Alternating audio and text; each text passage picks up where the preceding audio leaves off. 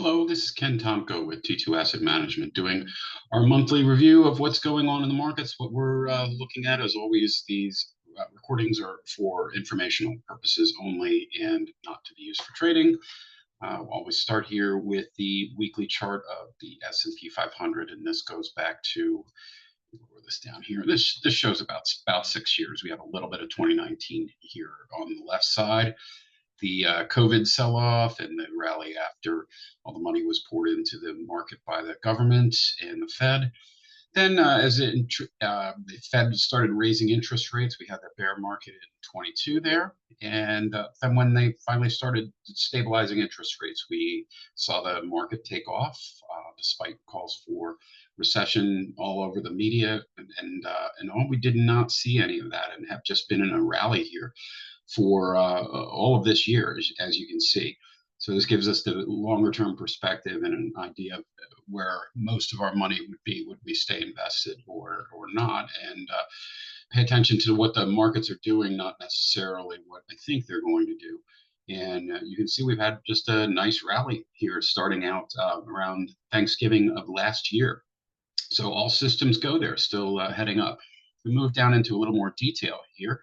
This is the daily chart of the S&P 500, and this one will give us, again, about the last 2 years details. So we have a little more detail on the rally, but holding up above all our moving averages that we're looking at and trend lines, and have a little the support highlighted down here, even though that's probably moved up a bit by now. But again, nothing to see here that would tell us to be concerned as of yet. It's been normal, healthy action, nice rally, sometimes a little test back lower, just to see that the rally's still holding, and then more people come in and off we go again. So again, from the weekly and the daily perspective, the longer term view, there's nothing to be concerned about here. If we come down here, even a little more detail here, we have I'm not sure why that did that. I just oh, there it goes. It actually just fixed itself. I had redone these lines before the video, so we can see a little more detail of this last 6 months trading on the S&P 500. Kind of each of these bars is 2 hours, so in each one of these kind of columns would be a week's trading. So as you can see, still just holding the rally a little bit back and forth, but the trend just holds going higher. I think the biggest cause for concern when we start to look at it is some of the market breadth, as we call it, which is just kind of what's going on inside the market.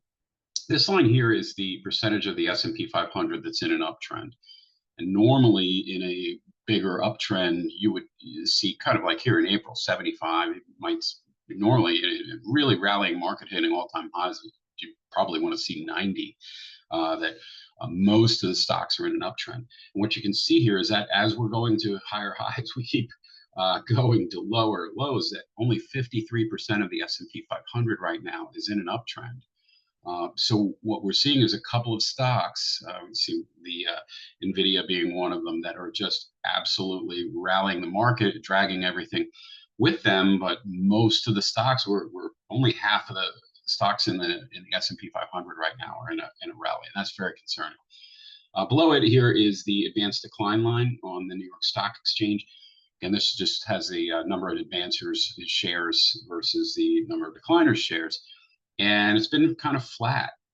So when we combine that with a market that you can see here is rallying pretty hard, but the internals are a little lower, and just saying, hey, this is just a few stocks that are dragging this index higher.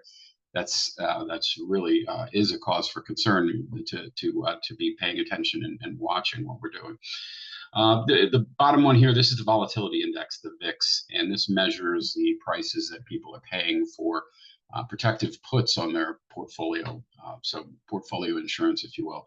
And right now, that's not very elevated, so we haven't had a problem yet. So again, these breadth measures, they're not run screaming today. They're just more something to certainly be watching and paying attention for. I wouldn't go away for vacation for 6 months and not take a look. So if we come down here and look at what had been the big problem from the bear market and such, this is the interest rate on the 10-year Treasury.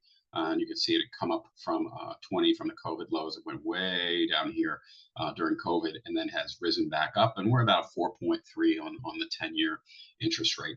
The nice thing is that here for about a year and a half, we've been steady, and that's really helped the market stabilize. That as rates were being moved higher by the Fed, the idea that we finally found a level to be stable at, and it's not too high. It's in the 4.3 range, so that's good. The stock market tends to like that. So some stability there, which is nice. If we come here to our economic indicators, this will look back up for me. The GDP growth rate. We can see here, and this is the previous reading, and then this is the most recent one on the left. It is slowing a little bit, but still positive numbers. So we're not seeing a recession or anything in the cards yet, even as we have little fluctuations. And these certainly aren't strong numbers, but they're not anything that screams at you to run away. The non-farm payrolls, the jobs numbers, we come down here from 218 to 6,000. Again, fine. They're not great numbers, but they're fine and they're positive. Inflation stayed relatively stable here in the mid to low threes. And then finally, retail sales, you can see these numbers, these aren't great. They're just barely above water. But still, again, you can have fluctuations. You can get a little bit of a soft period, and we're not seeing anything that really says get the heck out of the stock market just yet. If we come here to the forward earnings estimates for the S here, I'm not sure why this is reloading. I had this all done before the video, but you can see the estimates are still very positive for the forward earnings for the market. So that means that analysts are not expecting that there's going to be some big earnings drought that would cause the market to be moving lower.